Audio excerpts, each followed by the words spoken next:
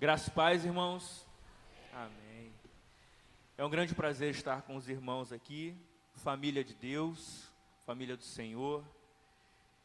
Como o pastor disse, eu sou o pastor da Congregação Presbiteriana Tupinambás, em Heliópolis. Hoje nós fazemos parte de presbitério diferente, os irmãos presbitério Miguel Couto. Nós ainda continuamos no presbitério Nova Iguaçu.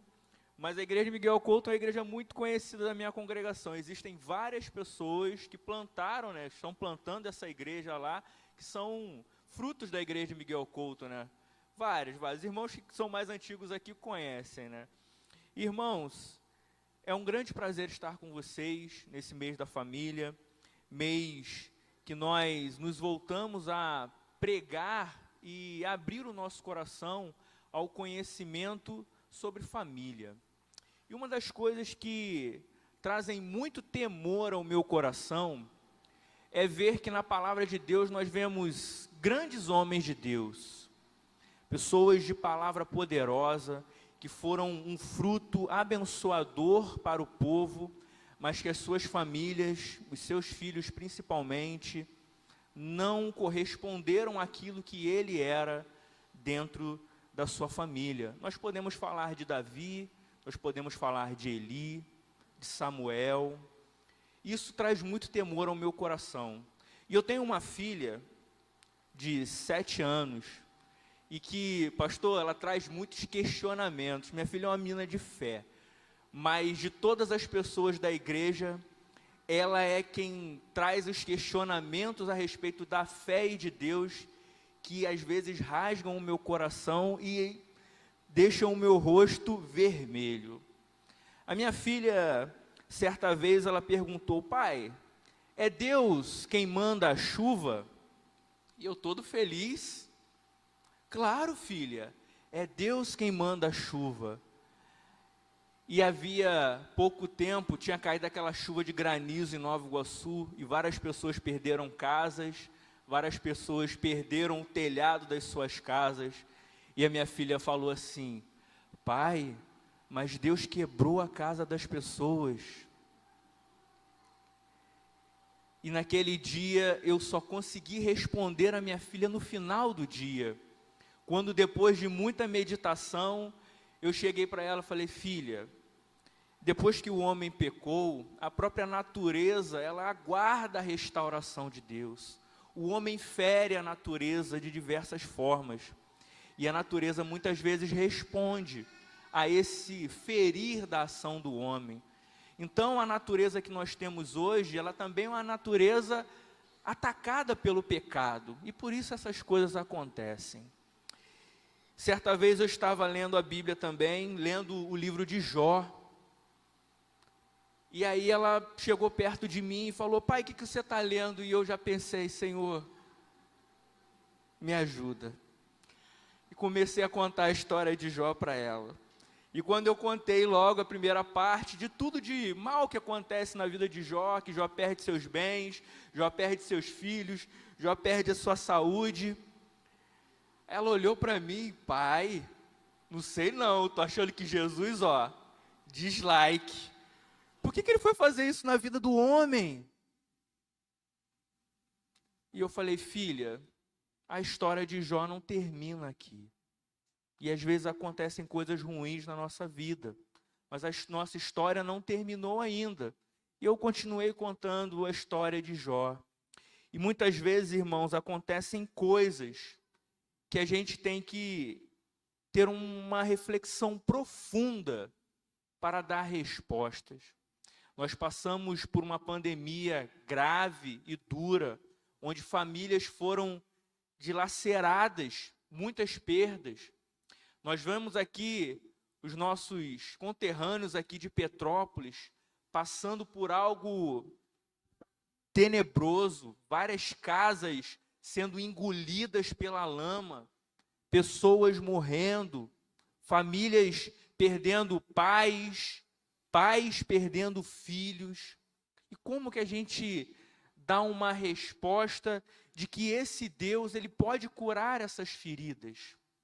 Porque famílias passam por grandes tragédias. E às vezes a gente não pensa no que falar, a gente não pensa numa resposta. E a gente deve ter na nossa casa respostas a dar. Na nossa vida, com a nossa vida, com o que temos. A gente passa períodos muito difíceis. Eu gostaria de compartilhar com vocês, meus irmãos, sobre uma família que precisou ser restaurada por Deus. Precisou de uma redenção divina, porque o que eles passaram foi algo muito, muito ruim. Eu gostaria de convidar você a abrir sua Bíblia em Gênesis capítulo 4. Nós vamos ler os versículos 25 e 26.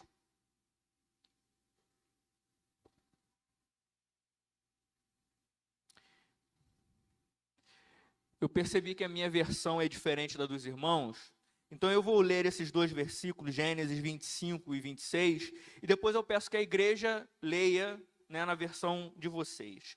Então, na minha versão, diz o seguinte, a palavra do Senhor. Tornou Adão a coabitar com sua mulher, e ela deu à luz um filho, a quem pôs o nome de Sete, porque disse ela, Deus me concedeu outro descendente em lugar de Abel, que Caim matou. A Sete nasceu-lhe também um filho, ao qual pôs o nome de Enos. Daí se começou a invocar o nome do Senhor. Peço à igreja que leia nesse momento.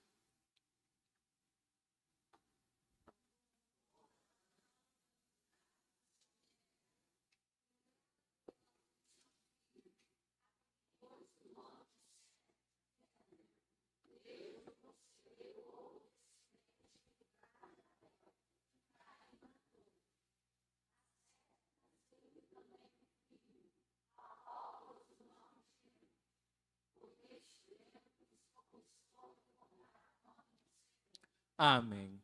Irmãos, nós estamos falando da família de Adão e Eva. Uma família que precisou da redenção do Senhor. E a primeira coisa que eu peço a vocês é que a gente tem que trazer um pouco de empatia a essa família.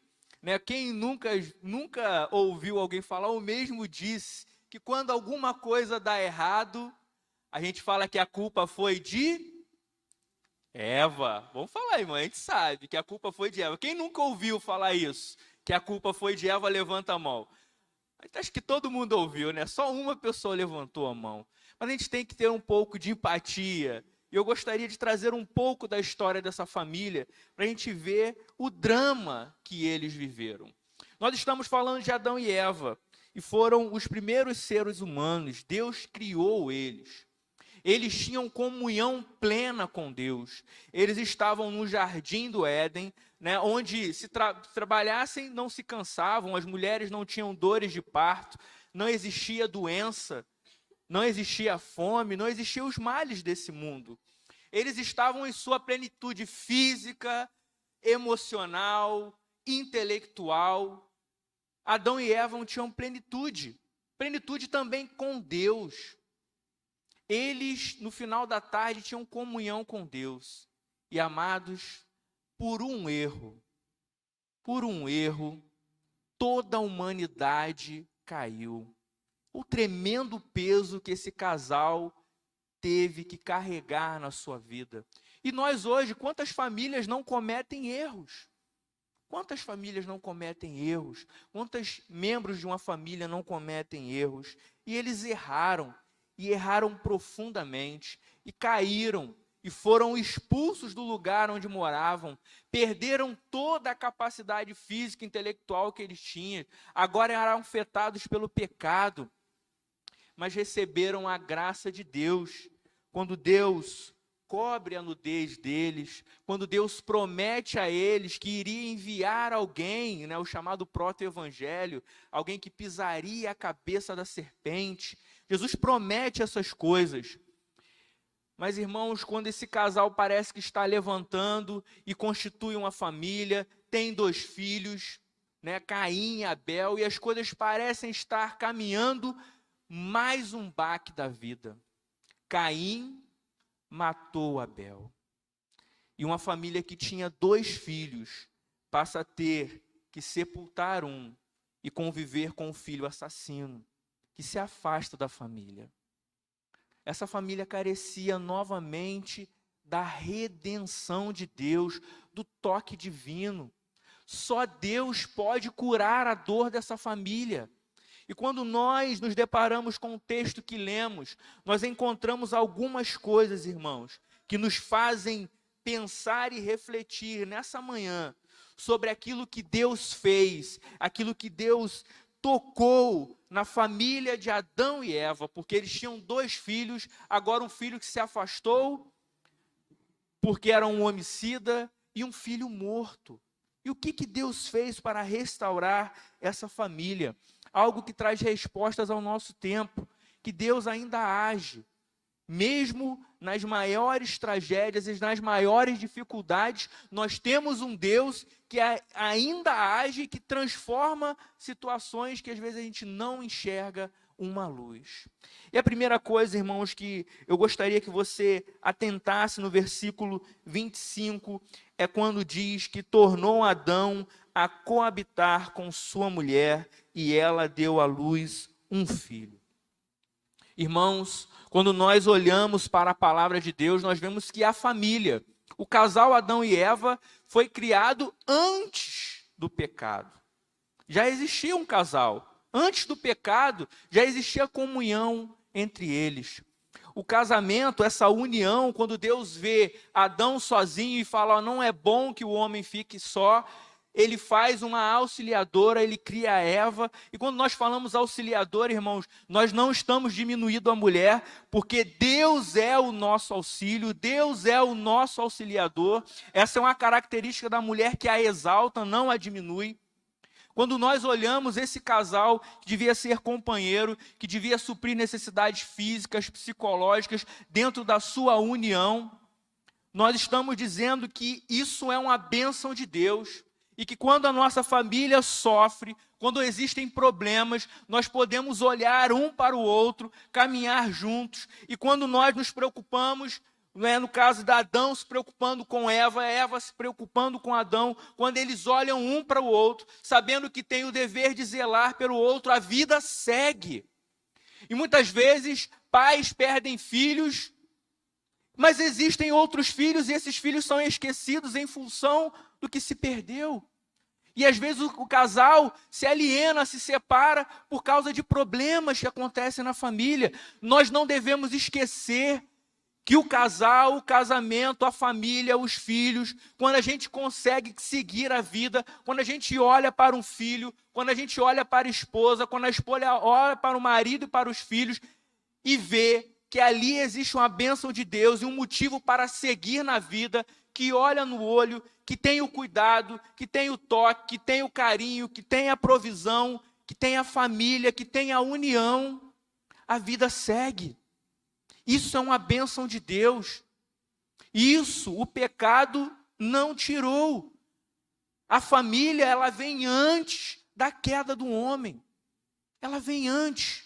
É uma grande bênção de Deus. Às vezes existem coisas pesadas que nós devemos carregar, mas devemos lembrar que somos uma família.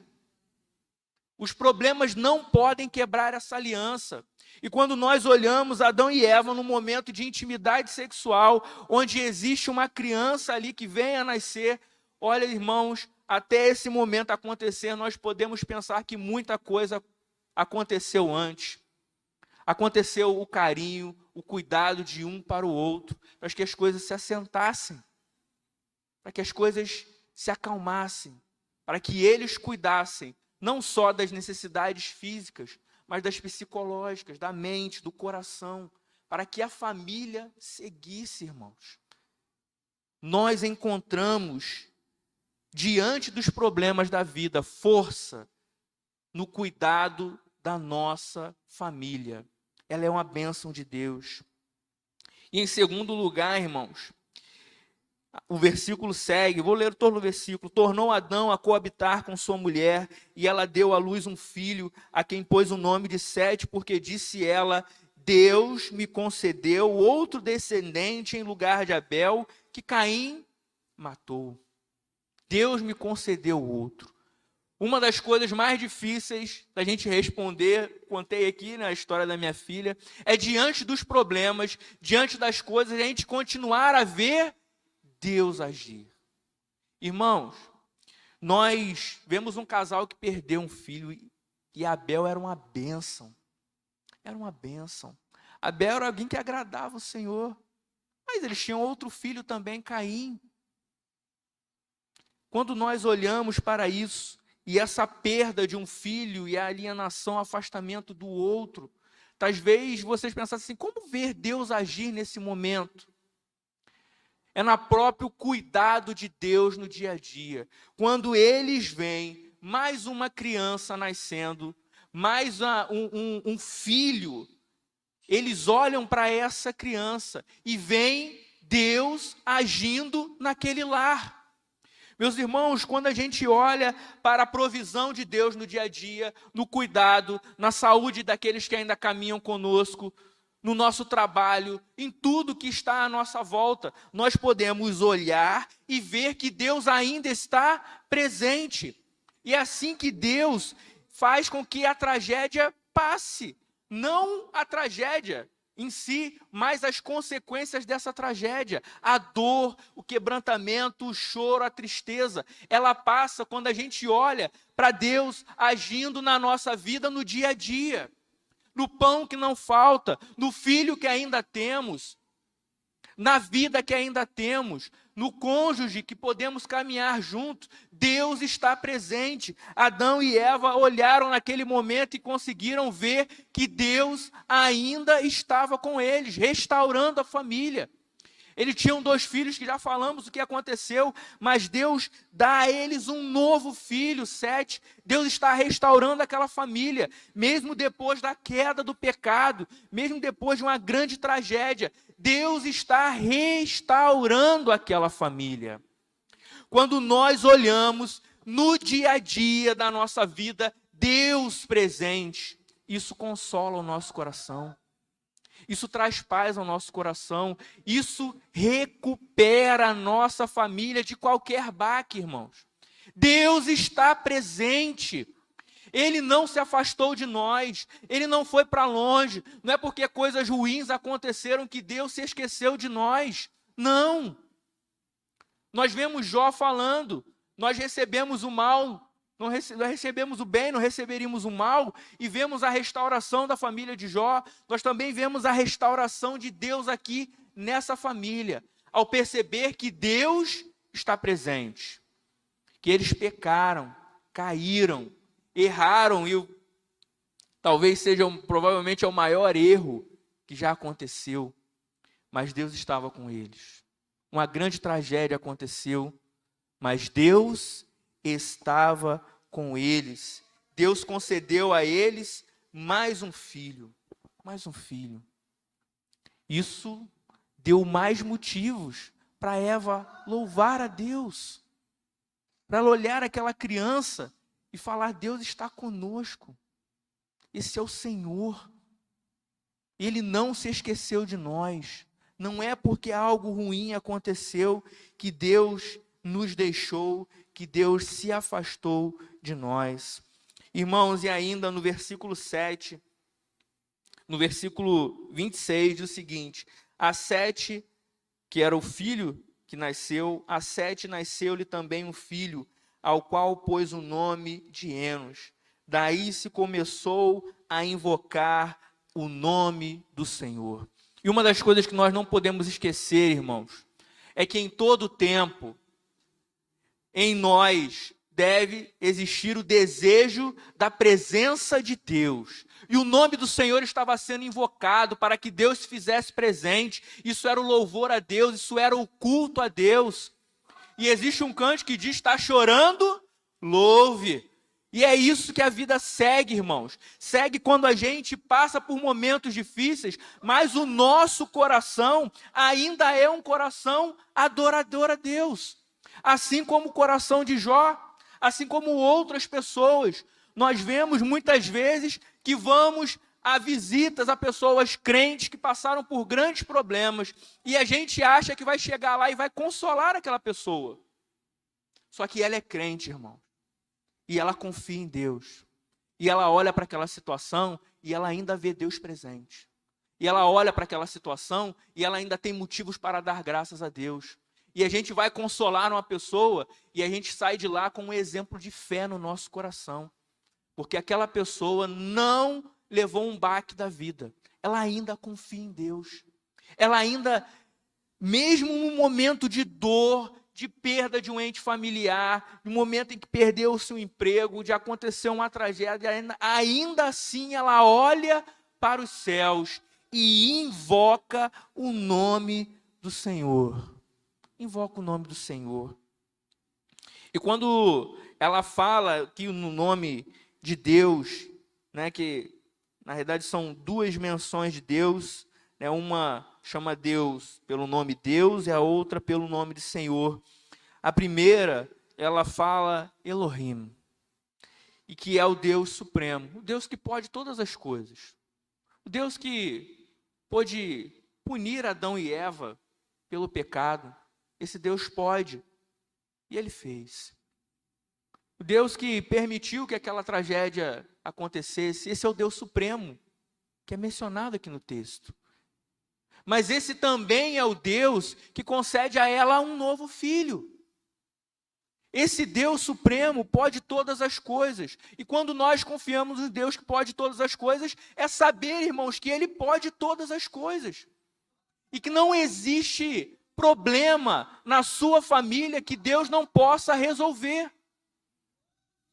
Não existe, irmãos. E quando nós falamos na segunda menção, né, que eles têm um neto, e nesse momento se começa a invocar o nome do Senhor. O nome do Senhor aqui é o nome do Deus da aliança.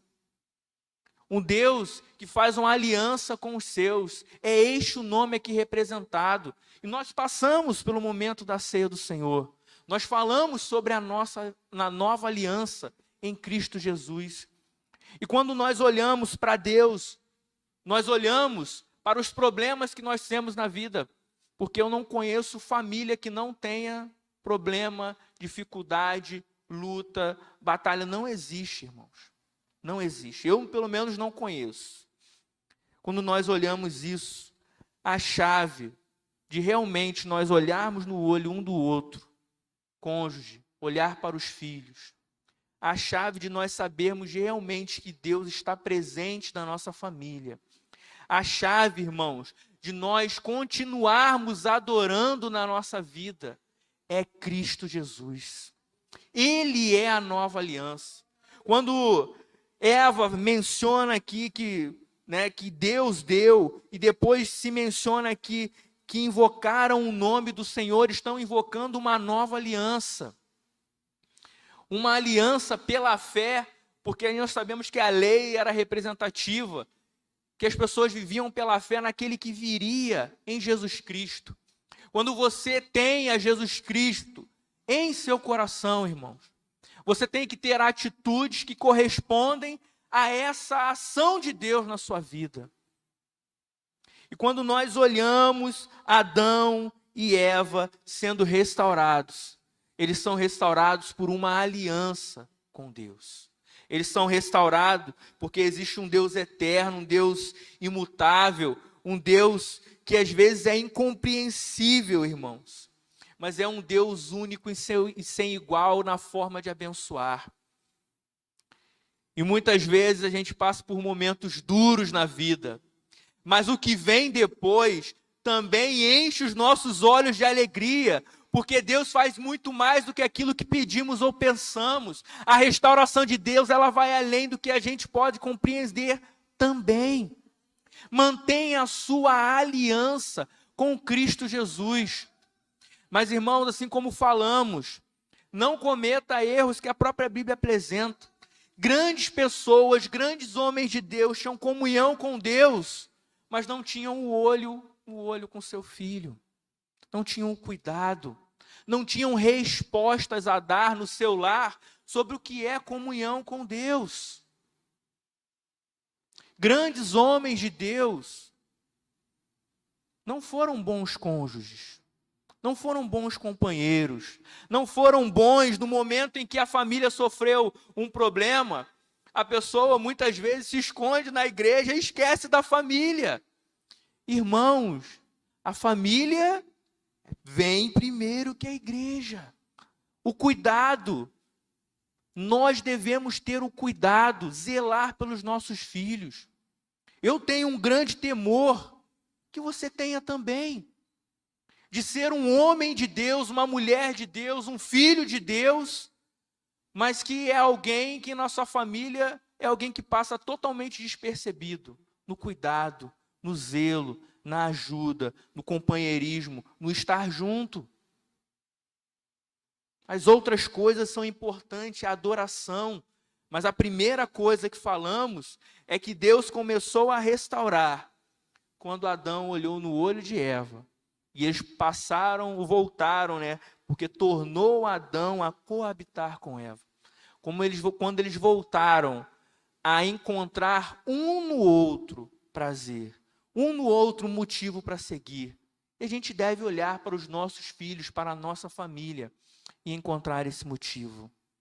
E entender que Jesus, assim como a bênção para o nosso seguir com Deus, Ele também é a chave para nós sermos bênção na nossa família.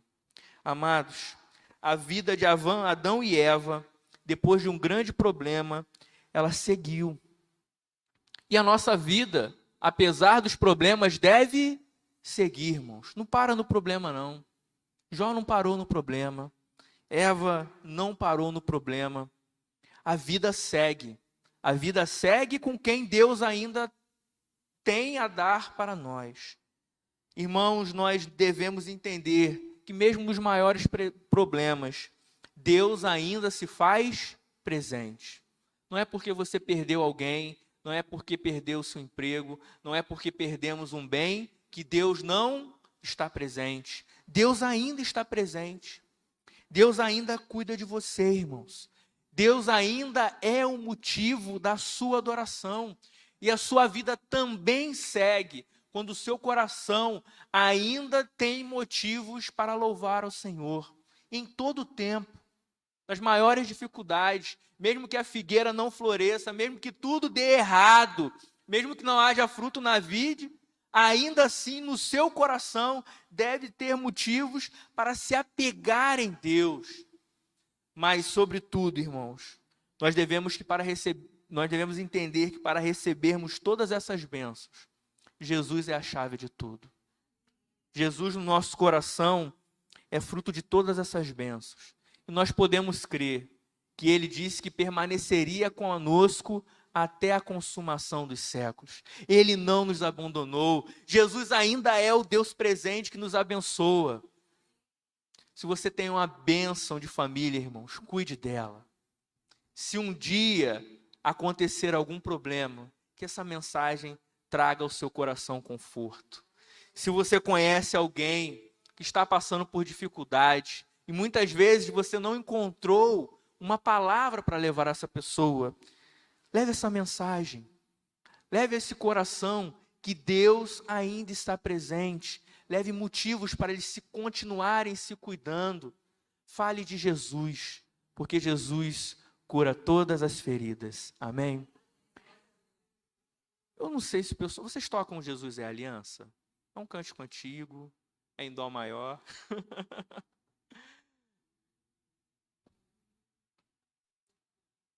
Vai caindo dó, sol com si, lá menor. Vocês têm aí a letra, Jesus é Aliança? Eu sou old school, né, pastor? Quem tem mais de 40 vai lembrar. Eu gostaria que você, irmão, ficasse perto da sua família nesse momento. Existe um cântico antigo que diz que Jesus é a aliança entre você e Deus, entre você e eu. Você não vai falar isso para o seu irmão, você vai falar isso para a sua família. Jesus é a aliança entre você e seu familiar. Ele é quem cuida de você. É um cântico simples, mas que traz bênção. Olhe no olho do seu familiar. Irmão, eu estou pedindo, se você tem alguém na sua família, se aproxima, esse é o momento de você firmar uma aliança com a sua família, de você se apresentar como cuidador, como aquele que zela, como aquele que abençoa, como aquele que mesmo nos momentos difíceis vai encontrar motivos para adorar, como aquele que é sal e luz dentro da sua casa, que teme ao Senhor, e teme ao Senhor no sentido de que quer cuidar da sua família em todo o tempo. Nunca esquecer, sempre zelar.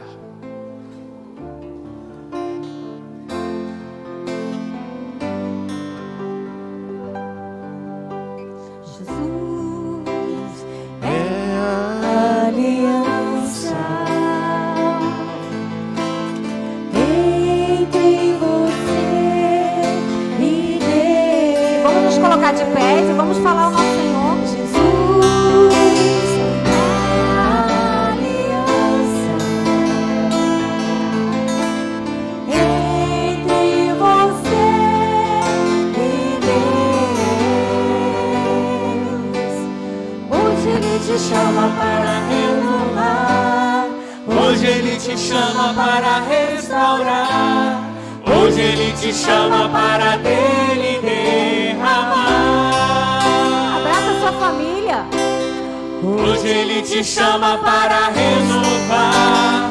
Hoje Ele te chama para restaurar. Hoje Ele te chama para dele derramar. Jesus é aliança.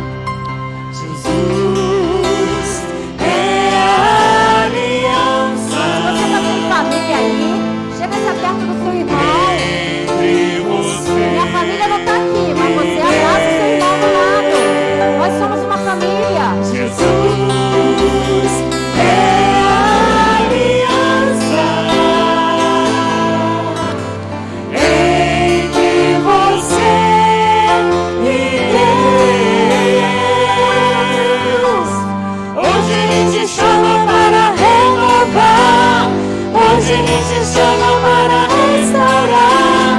Hoje Ele te chama para dele derramar.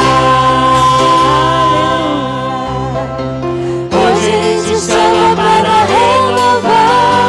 Hoje Ele te chama para restaurar. Hoje Ele te chama para